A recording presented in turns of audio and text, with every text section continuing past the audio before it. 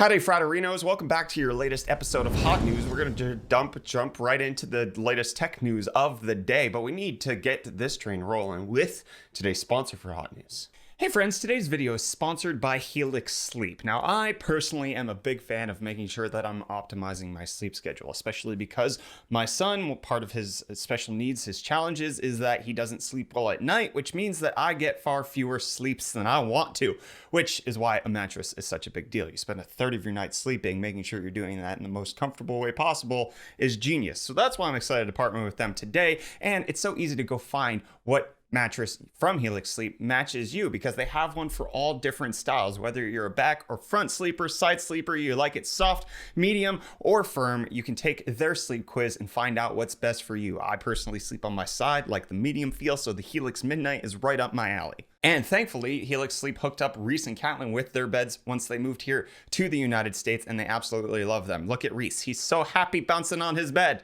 Both Reece and Catlin absolutely love their mattresses. It was a perfect match for them, and it's better than the piece of craps that I had set them up with. So they absolutely love it. And they're super easy to buy online. It's free delivery straight to your door. It comes rolled up in a box, super simple to set up. And if you're nervous to try because it's a mattress, it's really, personal. They give you a 100-night sleep trial. So you get more than 3 months to make sure that you love your mattress. Reece and Catlin have had theirs for over 3 months and they're absolutely thrilled. We didn't even need to try to return them.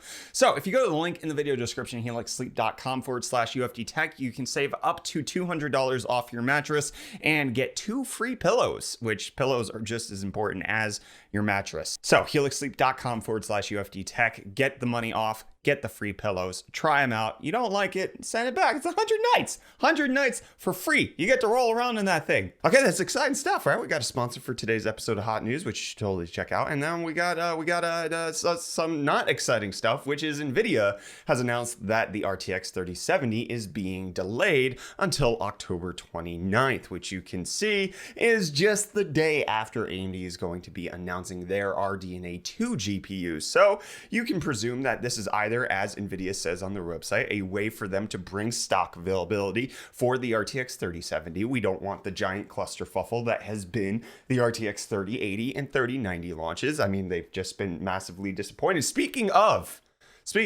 let me go off topic here for a second. I was this close to buying an RTX 3090 yesterday. I got to the cart, I got to the verify order, and by the time I had finished the CAPTCHA, it was gone. It's over. Sad. F for my hopes and dreams in chat, friends. Anyways, it could be that they're trying to produce more inventory and make sure that the 3070 doesn't have the scarcity issues that we see for their higher end brethren. Or it could be that NVIDIA is massively confident in what they have and they know that whatever AMD is announcing on October 28th isn't going to be good enough to derail the RTX 3070 hype train. So they're going to derail AMD's thought train because more than likely, according to everything we've seen and past indication, even though AMD is going to announce their cards on the 28th, they're not coming out until mid-November because of just how logistics works. So AMD gets the spotlight October 28th. NVIDIA then sells October 29th. Everybody is then happy with their purchases and ready to go. If NVIDIA was at all scared of what RDNA 2 would be, they would be trying to get people to purchase their cards before AMD's announcement so that people would already be satisfied. Or it could be the opposite here. They're scared of causing more controversy. They're scared of them not being able to meet demand and having more negative mindset, which allows AMD to look better potentially. Who knows? What do you think the reasoning is? Let me know down in the comments. Is it what's NVIDIA saying, or is it conspiracy theory? Conspiracy theories with Brett. But that's not the only RTX 3070 news we have for you today, friends. No, we also have a picture of the RTX 3070 mobile. This is good news because NVIDIA has stayed mum as to whether or not the RTX 30 series was coming out to mobile. It was kind of assumed that it would. At least now we have a quality sample picture, which indicates that it is indeed coming. It likely will have 8 gigabytes of GDDR6 on a 256-bit bus, but we don't know much more about how the 3070 mobile is going to stack up against the regular 3070. You could get 2080 super GPU-like performance in a mobile form factor, which would be great. though we're expecting that the RTX 30 Mobile will be unveiled more fully by the time of CES 2021. Speaking of laptop stuff, we got a few updates on that side. Microsoft updating their Surface devices, the Surface Go and Surface Pro X, now getting updates. These are their ARM-based variants, which the Surface Go is going to start at $550 with the 12.4-inch Pixel Sense touchscreen display, up to 16 gigs of RAM, 256 gig storage, 13 hours of battery. You can see it right here. Then they also announced the updated Surface Pro X, which is going to have a brand new SQ2 processor, which Microsoft didn't really say much about. It appears that it's an update to the SQ1 that was in the original Surface Pro X, but undetermined how much better it is, or clock speeds, or anything whatsoever, besides the fact that it has an Adreno 690 GPU instead of an Adreno 685. Okay, but also hot off the heels of a new Surface Pro announcement, Microsoft also announcing that x64 application support's coming out for Windows 10 ARM varieties, and Windows insiders will be able to try it out sometime in November,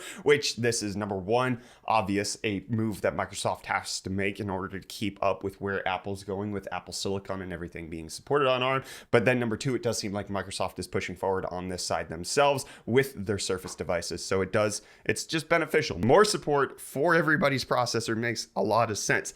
However, I'm curious, right? This is me not knowing enough about the entire ecosystem.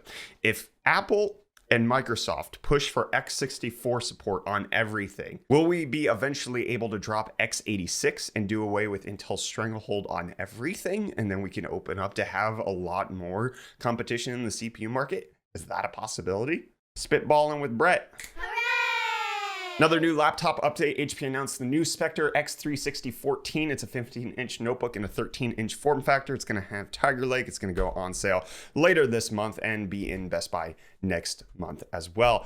We'll also talk about the fact that GOG is updating its ability to purchase games, because now you can purchase Epic Game storefront stuff in GOG. As part of GOG's strategies to bring all game launchers under one umbrella and make it so that it's not so complicated for you, which includes not only launching games, but as we see here, actually buying the games as well. Epic Games supporting it, which is actually just good for the consumer. Hot dang. You know who's not good for the consumer, though?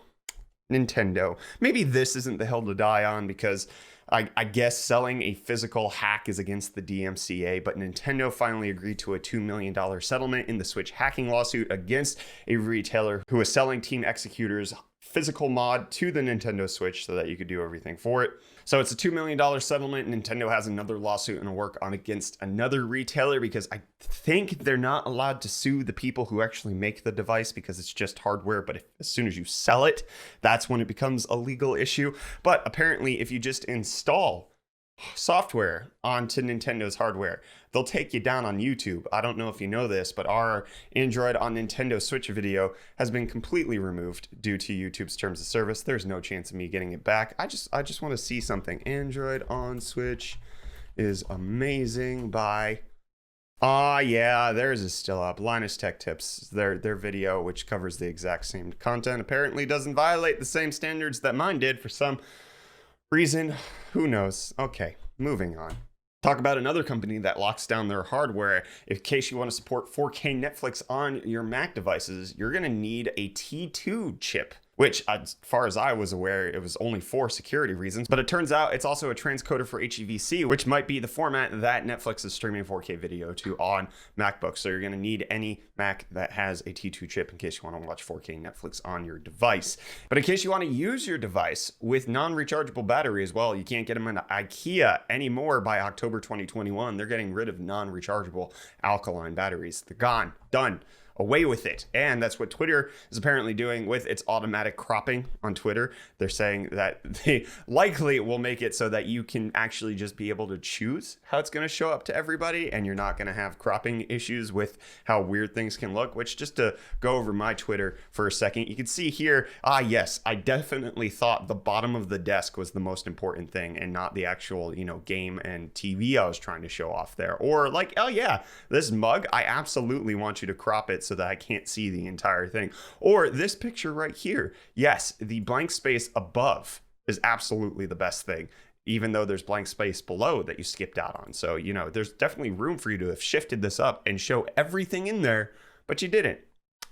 Automatic cropping Twitter is weird, my friends. What else is weird is that Roblox is going public. I don't know if this is actually weird. I haven't been keeping up on Roblox news, but apparently its $4 billion valuation from earlier in this year is just not enough, with them expected to IPO sometime next year, and they're expecting that it would be worth about double in a $8 billion IPO for Roblox. I mean, honestly, I believe it. I've played a little bit of Roblox with my kids. I can see how prolific and how expansive their ecosystem is. Honestly, they are absolutely a kid's game, which is why I think I don't pay as much attention to it. But hot dang, that's a lot of cash. And that's a lot of talking for me, so I'm going to be done with this episode of Hot News. Don't forget that today's video is sponsored by Helix Sleep. Check them out at the link in the video description, helixsleep.com/UFT Tech, for up to $200 off, plus 2 free pillows when you purchase. Straight to your door, in a box, rolls out, easy peasy, get it done. And I'm going to leave it there. Hit the like button if you enjoyed this video. Get subscribed to stay up to date on all of our tech-related content over here. I'm Brett with the Hot News. Things. Bye. Everything just works.